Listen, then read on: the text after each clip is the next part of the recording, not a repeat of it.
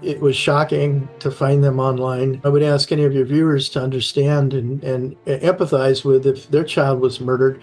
How would you like to suddenly find the murder scene in front of you when you're just looking at Facebook or, Instagram or watching the news? It's horrific stuff. Hey everyone, welcome back to my channel. Today we're talking about an important hearing that took place in Latah County today. Karen Laramie versus the city of Moscow. This case started when Karen Laramie, the mother of Madison Mogen, filed a lawsuit earlier this month. She's asking the court for a permanent order to ban the release of any photos from her daughter's bedroom inside the King Road crime scene. She says even blurred or redacted images are still traumatizing for the family. Since then, the Chapin family, Ethan's parents, and his sister have joined the lawsuit, supporting the push to keep these very sensitive materials from ever being made public.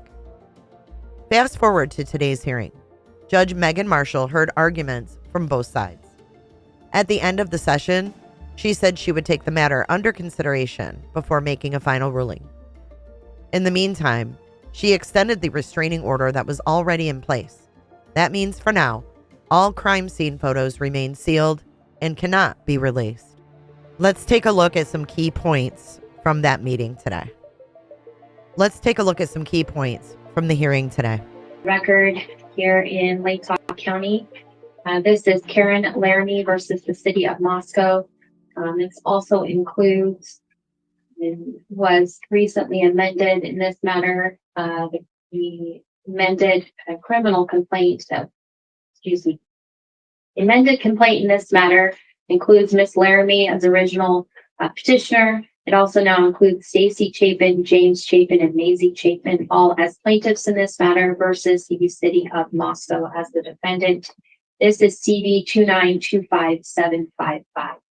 This morning here I have Mr. James appearing on Zoom on behalf of the plaintiffs in this matter. I have Mr. Pascal appearing here on Zoom on behalf of the defendants, and I also have Ms. Batista appearing for the city of Moscow. The court will be relying upon the declarations that have been submitted in this matter and the parties' briefing in the case. The declarations are included to be that of Ms. Laramie, that of Ms. Stacy Chapin, that of Maisie Chapin, that of James Chapin, and then also the city had filed a declaration of Lori Hopkins, and so the court will be considering all of those as evidence in the matter, leaving though open for argument per the stipulation as to whether or not there are any kind of relevancy objections or any other objections to those declarations that need to be made by the parties here today. I do want to note that the court has reviewed in this matter all of the pleadings to include the original filings. I've also reviewed the response from the city that was filed on August 26th, and I've also reviewed the memorandum in support of the preliminary and permanent injunction that was filed yesterday on behalf of the plaintiffs. Before we proceed with argument in the case, I do want to note that this matter does concern the privacy interests of the family members for Ms. Madison Mogen and Mr. Ethan Chapin, as it relates to the investigatory records compiled and maintained by the city of Moscow in the investigation of these murders.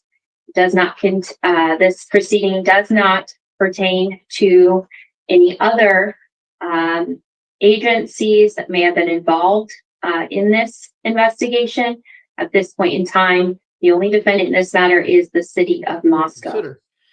But when you look at what these images would show, the dead bodies, I mean, what more do we need to know? The autopsy reports, for whatever reason, are already out there. If you want to know how many times each child was stabbed, just go read the autopsy reports. They're circulating everywhere. If you want to know how gory the scene was, you can read all that. I think that was partly what the court was looking at. And so the questioning is, this information is already available out there. Do we really need to put gory images of bodies and blood, which is part of the body? No matter how that's argued, it's part of the body, to put it out there in the world. Under the unique circumstances of this case, no, because there's already so much information out there. You can find this stuff elsewhere without having to look at these images. So in conclusion, Your Honor, I think the city has already admitted that the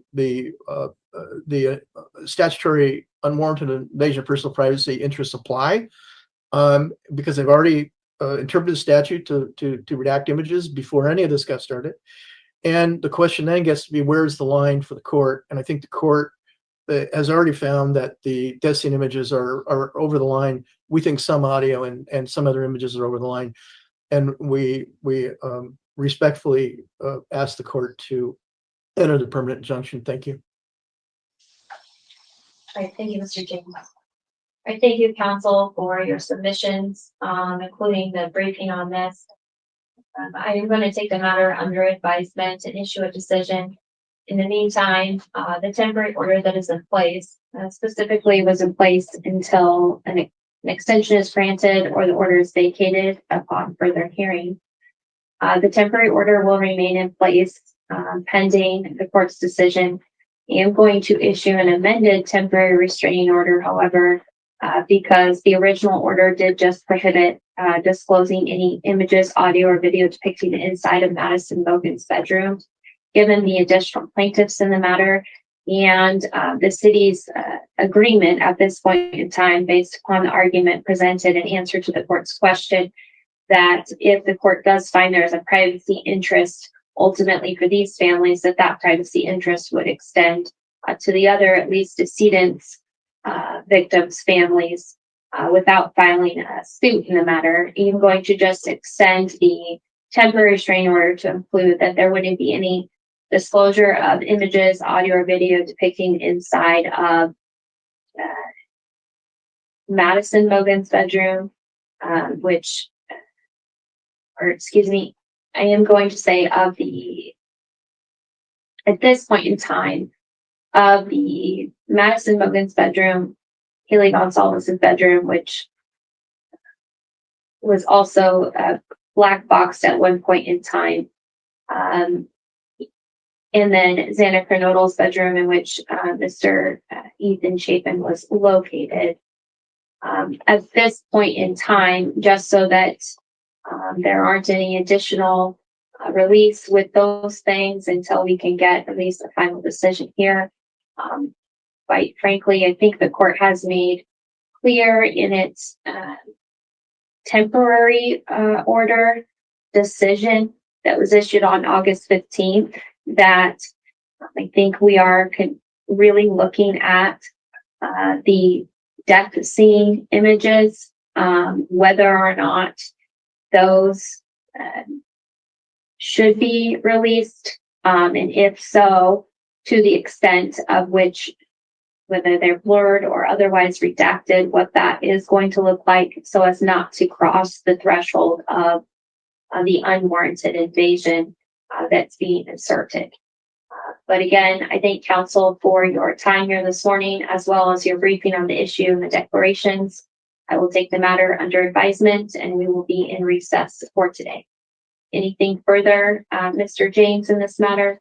No, on behalf of my clients, we thank the court for the judicial guidance the court has provided and the riveted attention the court has given to this case and the expedited nature of the case. And we are grateful that the court, however it comes out, we are grateful for the court's judicial guidance. All right, you're welcome. Thank you, Mr. James. And Mr. Pluscal, anything else on behalf of the city here today? I would just like to thank you as well for your time and your attention to this matter, Your Honor. And that is all. Thank you. Thank you. We will be in recess. What do you think will be the outcome of this hearing? Will Megan Marshall release them redacted? Let me know what you think in the comment section below, and we'll keep following this case along with anything else that's going on in the Idaho 4 murders. Everybody stay safe, and I'll see you in the next one.